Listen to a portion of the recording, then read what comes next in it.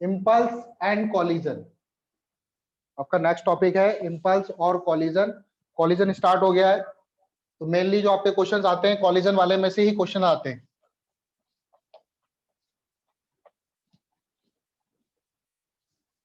ठीक है, नीट और जेई में एक ना एक क्वेश्चन जरूर आता है कॉलिजन का।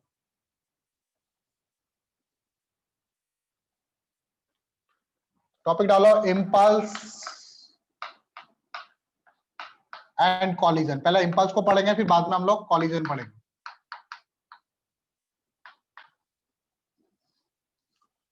तो नंबर 1, इम्पल्स को देखो, पहले रिप्रेजेंट हम लोग किससे करते हैं?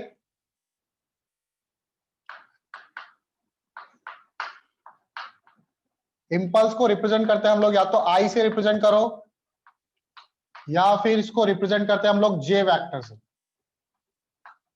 आई या फिर जे, ऊपर वेक्टर लगाना, ध्यान रखना इम्पल्स जो है वो वेक्टर का क्वांटिटी है।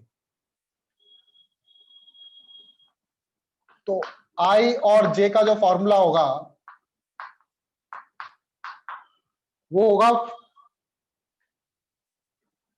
Integral F dot d T, force into time. ठीक है, फोर्स इंटू टाइम। फोर्स को मैं लिख देता हूं मास इंटू एक्सीलरेशन, तो mass into acceleration into d T. Integration जानते हो ना आप लोग, तो मास आ जाएगा बाहर, ए डी टी भी लिख सकते हो आप। इसका मतलब क्या है देखो, एफ डी टी। इंटीग्रेशन का ग्राफिकल मीनिंग जानते हो आप लोग? Integration y dot D x का मतलब क्या होता है? ग्राफिकल मीनिंग, इसका मतलब होता है area under y x curve. Area under y x curve. अगर y और x का कोई कर्व दे रखा है तो इसके अंदर का जो एरिया होगा वो इंटीग्रेशन करके निकलेगा। तो integral F dot d T का मतलब क्या है? Area under F T curve. इसका मतलब क्या है, यहां पे लिख लेना साइड में, area under F T curve. और ए डी टी का मतलब क्या है? मास को अगर एरिया इंटू टाइम के कर्व का, एरिया और टाइम के कर्व का एरिया निकाल लो, सॉरी एक्सीलरेशन और टाइम के का एरिया निकाल लो और उसका मास से मल्टीप्लाई कर दो, तो भी आपके पास क्या आ जाएगा? इंपल्स आ जाएगा। ठीक है, इसका मतलब क्या है? Mass into area under acceleration time curve. Acceleration time curve के एरिया को भी अगर मल्टीप्लाई कर दोगे तो क्या आ जाएगा आपके पास? इंपल्स आ जाएगा। ठीक है, अगर मान लो आपको फोर्स यहां दे रखा है और टाइम इधर दे रखा है, एरिया ऐसे, तो इसके अंदर का जो एरिया होगा, एरिया क्या रिप्रेजेंट करेगा? इसका एरिया इंपल्स को रिप्रेजेंट करेगा। इसके अंदर का एरिया आपको इंपल्स को रिप्रेजेंट करेगा। आई बात समझ में?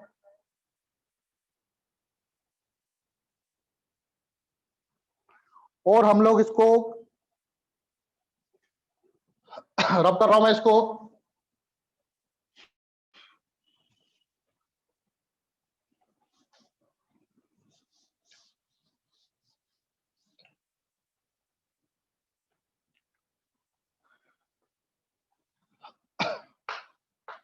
तो मैंने इंपल्स को लिखा impulse equal to integral F dot d t, और मैंने बोला कि जो फोर्स होता है वो होता है मास इंटू एक्सीलरेशन, तो आपने मास को बाहर ले लिया, इसको ए डॉट डी टी कर दिया। और एक्सीलरेशन इक्वल टू क्या होता है? एक्सीलरेशन तो आपका डीवी बाई डी टी होता है, सुना होगा आप लोगों ने, dv vector by d t into d t. तो डी टी से डी टी कैंसिल हो गया, तो यहाँ पे क्या बचेगा? Integral DV. तो डीवी का अगर मैं इंटीग्रेशन करूंगा तो डीवी का इंटीग्रेशन क्या आएगा? Change in velocity, delta we आएगा। डीवी क्या है? Small change. तो उसका इंटीग्रेशन करोगे तो जो टोटल चेंज आ जाएगा आपका डेल्टा वी। और डेल्टा वी क्या होता है? V final minus we initial. V final minus we initial. M V final minus M V initial. M V final क्या होता है आपका?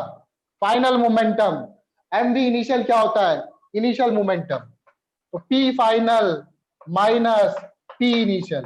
एक्चुअल में इम्पल्स क्या रिप्रेजेंट करता है? इम्पल्स चेंज इन मोमेंटम को रिप्रेजेंट करता है। इम्पल्स इक्वल टू क्या होता है? इम्पल्स आपका होता है change in momentum.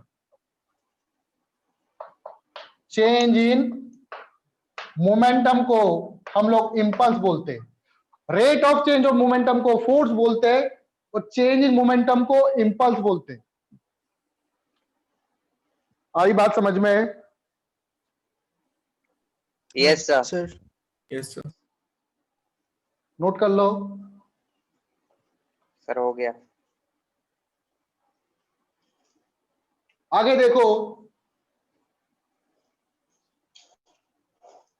Average impulse. अगर मुझसे अगर पूछे कभी एवरेज इंपल्स निकालो,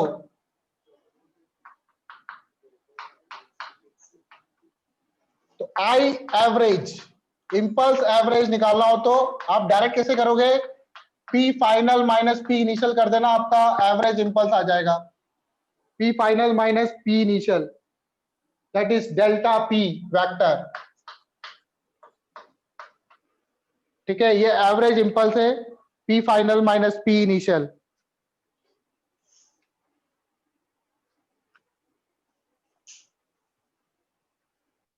और अगर आपको पूछे एवरेज फोर्स,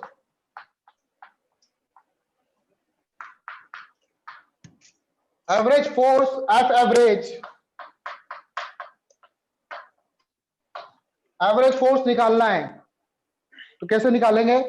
तो देखो इंपल्स एवरेज, एक्चुअल में इंपल्स एवरेज क्या होता है? Force average into delta T, average force into delta T.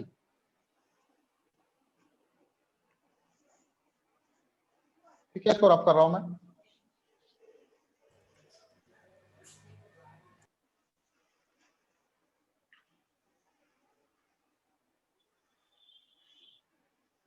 तो एफ एवरेज आपका क्या हो जाएगा? Impulse average upon delta T, और इंपल्स एवरेज क्या होता है आपका? Delta P, that is average impulse total change in momentum upon total time. तो ये आपका एवरेज फोर्स आ जाएगा। टोटल चेंज इन मोमेंटम कितना हुआ डिवाइडेड बाय टोटल टाइम, ये आपका क्या आ जाएगा? एवरेज फोर्स आ जाएगा। ठीक है, total Yes, sir. Change in momentum divided by total time taken.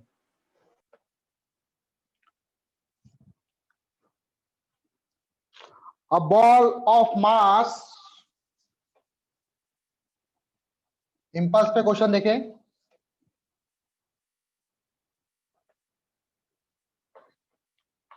A ball of mass 4 kg has initial velocity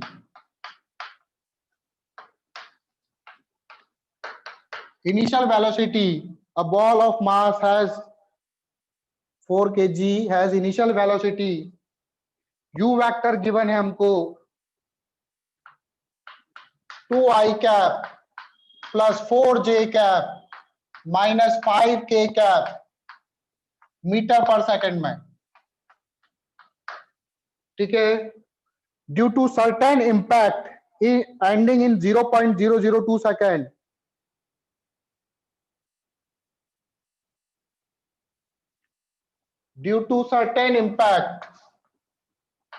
due to certain impact ending in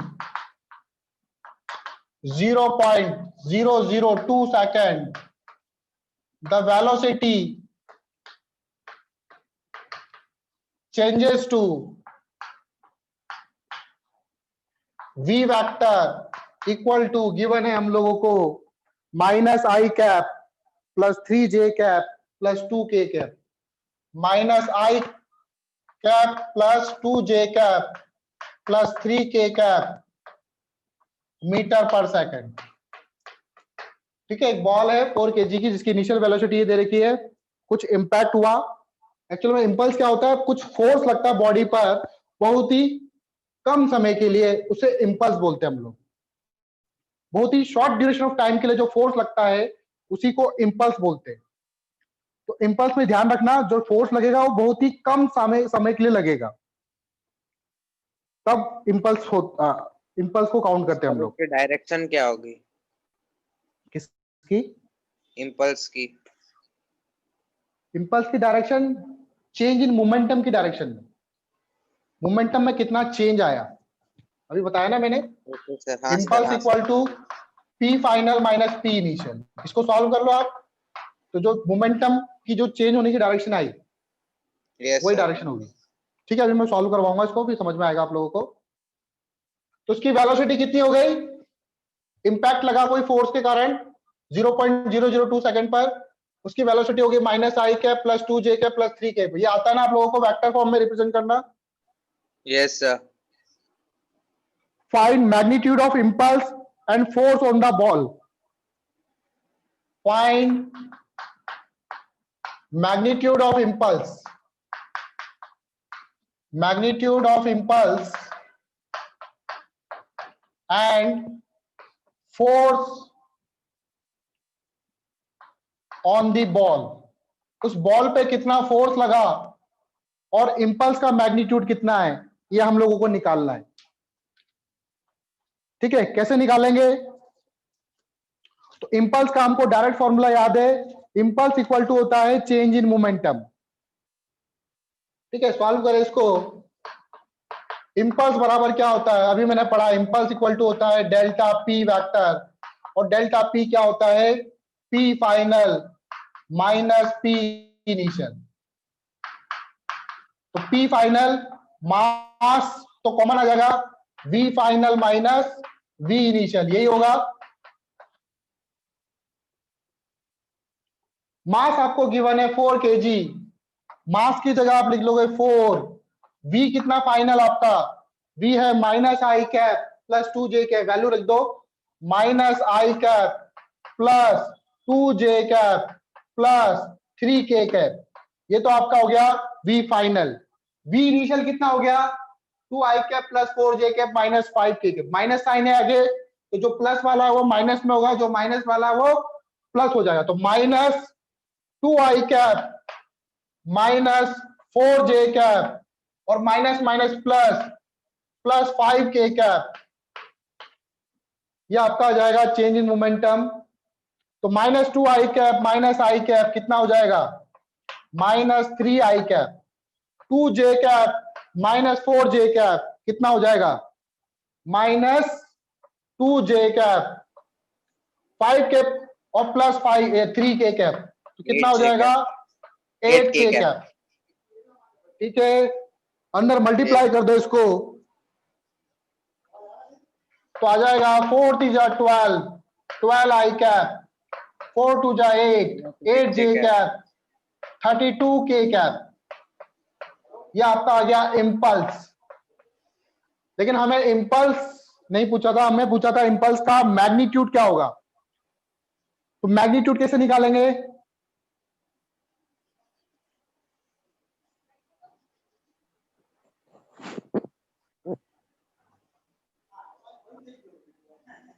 root under -12 का square plus -8 का square plus 32 का square. Very good. Polygon vector लगाएंगे ना sir?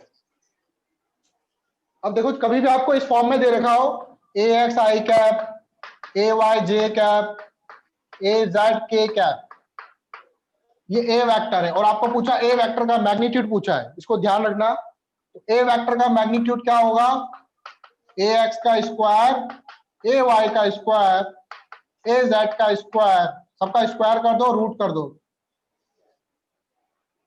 ठीक है, इस चीज को ध्यान में रखना। Okay sir. अगर आपको वेक्टर कभी इस फॉर्म में दे रखा हो, वेक्टर का मैग्नीट्यूड पूछा हो, तो आप आई के साथ क्या कंपोनेंट है, जे के साथ क्या कंपोनेंट है, के कैप के साथ क्या कंपोनेंट है, सबका स्क्वायर करके ऐड कर दो और रूट लगा दो। ठीक है, इसमें भी ऐसे ही कर लेंगे हम लोग। तो इंपल्स का मैग्नीट्यूड हो जाएगा -12 का स्क्वायर प्लस -8 का स्क्वायर प्लस 32 का स्क्वायर। अच्छा, यूनिट क्या होगी इसकी बताओ? इंपल्स की यूनिट तो बताई नहीं, यूनिट क्या होगी?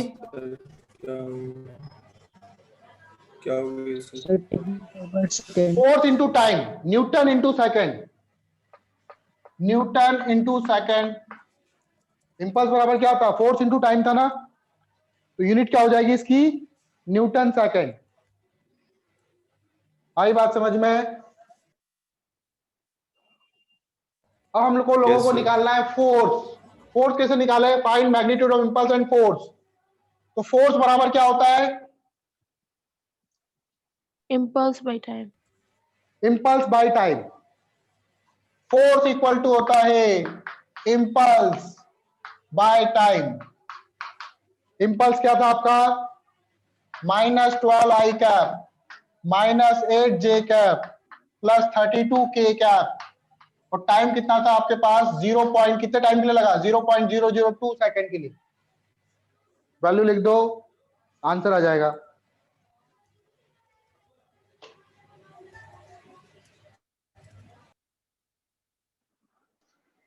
नेक्स्ट क्वेश्चन देखो।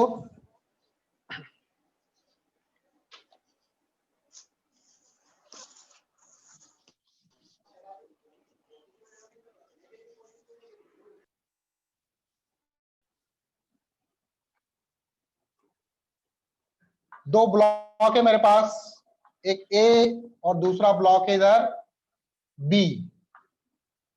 ए और बी अटैच है स्ट्रिंग से। स्ट्रिंग इस तरह से अभी क्या बोलते हैं इसको? स्लैग कर रही है अभी टाइट नहीं है। ए का मास है 2 kg और बी का मास ले लो 3 kg। यहां पे क्या, एक बुलेट आ रही है इस तरह से।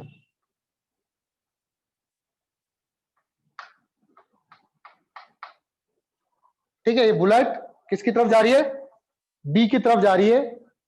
इस बुलेट को मैंने बोल दिया सी। इसका मास ले लेते हैं, बुलेट का मास कम ही होता है, तो 200 ग्राम इसका मास ले लेते हैं। स्पीड इसकी काफी ज्यादा होती है, इसकी स्पीड ले लेते हैं 100 मीटर पर सेकंड। 100 मीटर पर सेकंड से ये बुलेट बी ब्लॉक पर जा रही है।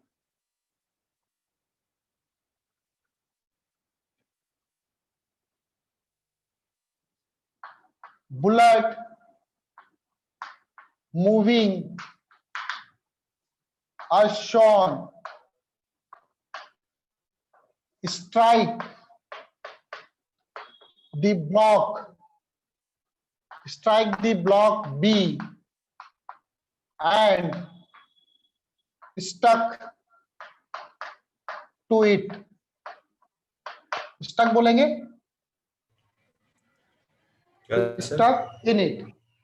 बुलेट क्या है? बी ब्लॉक के अंदर ही रह जाती है, बी से बाहर नहीं आती, बी के अंदर घुस के रह जाती है। ठीक है, find speed of all 3 bodies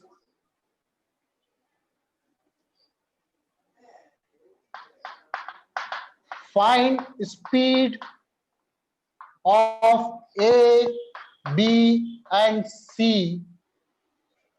A, B and C and impulse of tension and impulse tension। जानते हो आप लोग?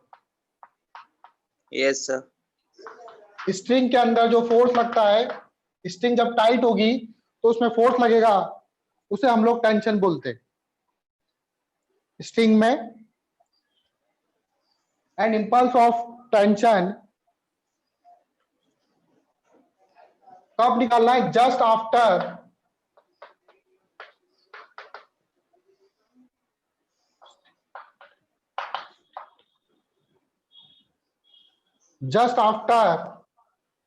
tightening of string।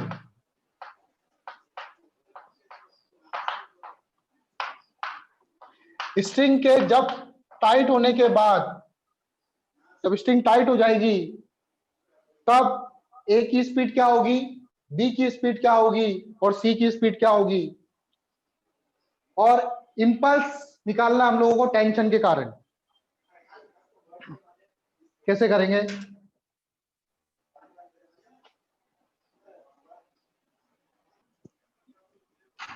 ठीक है, सॉल्व करते हैं इसको। तो जैसे ही बुलेट इसके अंदर चली जाएगी, बुलेट इसके अंदर चली जाएगी मान लेते हैं, तो स्ट्रिंग हो गई टाइट, ब्लॉक आगे मूव करेगा, स्ट्रिंग टाइट हो जाएगी, बुलेट इसके अंदर फंस गई। मान लो ये जा रहा v वेलोसिटी से, तो ये भी तो v वेलोसिटी से मूव करेगा क्योंकि दोनों एक दूसरे से कनेक्टेड है। Yes sir. Yes sir. इसमें टेंशन किस तरह लग रहा है? टेंशन इस तरफ लगेगी इसमें टेंशन, और इस पॉइंट पे टेंशन इस तरफ लगेगी। टेंशन निकाला था आप लोगों को? Yes sir. डायरेक्शन टेंशन की, नहीं सर। टेंशन जो होता है जैसे इस ब्लॉक के लिए देख रहा हूं तो इस ब्लॉक से अवे, और इस ब्लॉक के लिए देख रहा हूं तो इस ब्लॉक से अवे, जिसके लिए देखते हैं उससे अवे बनाते हैं टेंशन।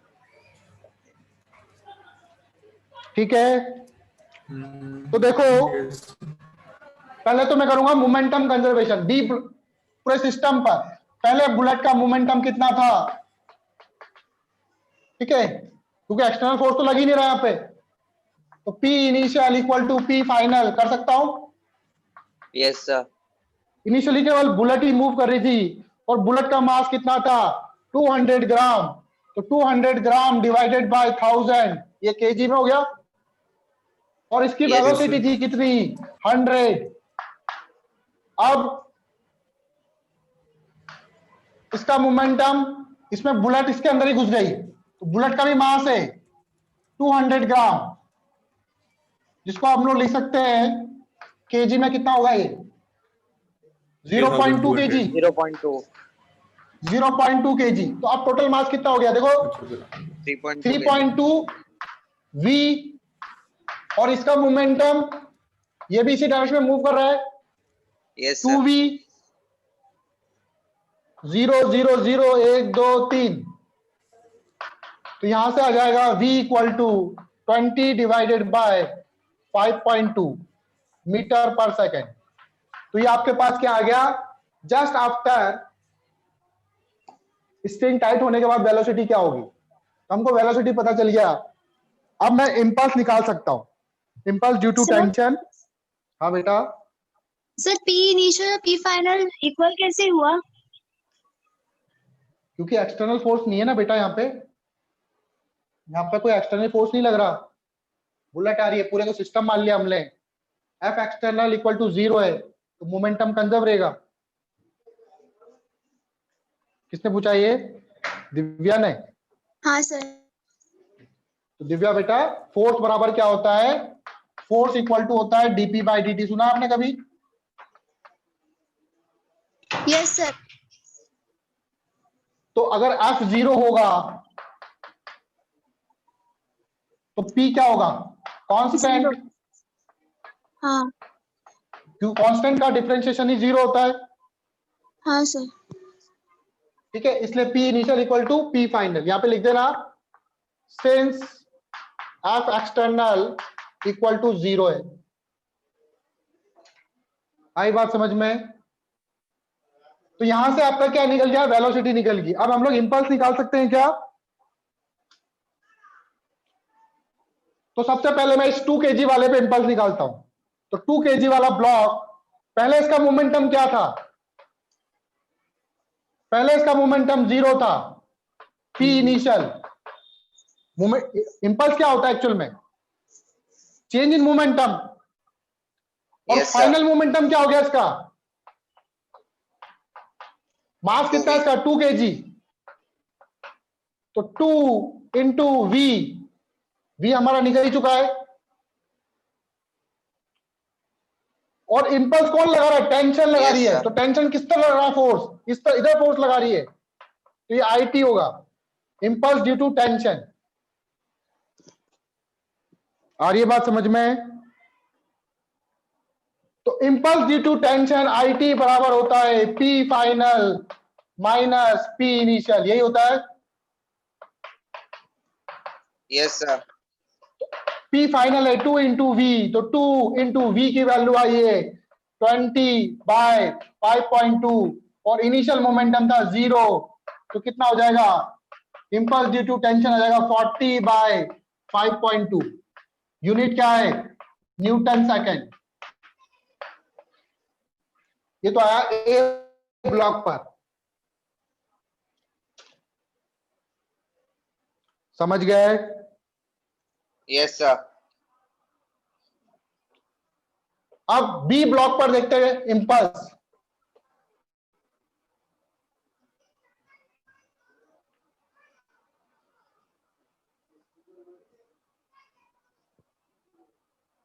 तो बी ब्लॉक शुरू में रेस्ट पे था जब इसमें गोली नहीं थी,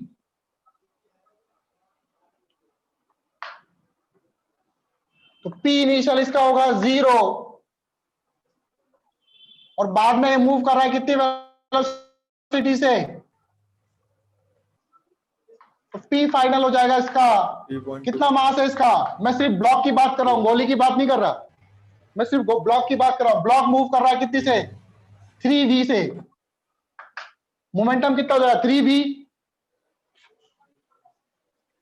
अब टेंशन के कारण इंपल्स इधर लग रहा है इस पर,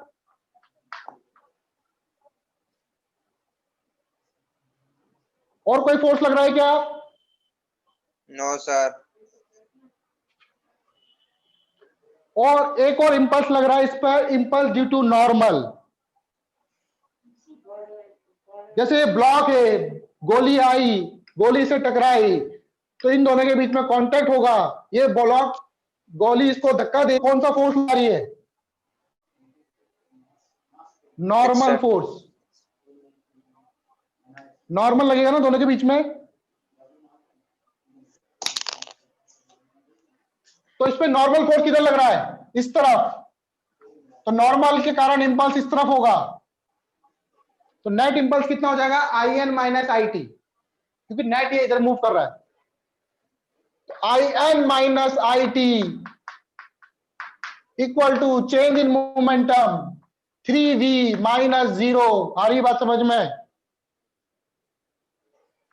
Yes, sir. v की वैल्यू कितनी है? 20/5.2। इसको फर्स्ट इक्वेशन मान लो। अब बुलेट के लिए मोमेंटम, इसको रब कर रहा हूं नीचे वाले को। बुलेट पहले आ रही थी, बुलेट, इसका पहले मोमेंटम कितना था? 0.2 इसका मास था, वेलोसिटी थी इसकी 100। बाद में इसका मोमेंटम कितना हो गया? ये ब्लॉक के अंदर घुस गई,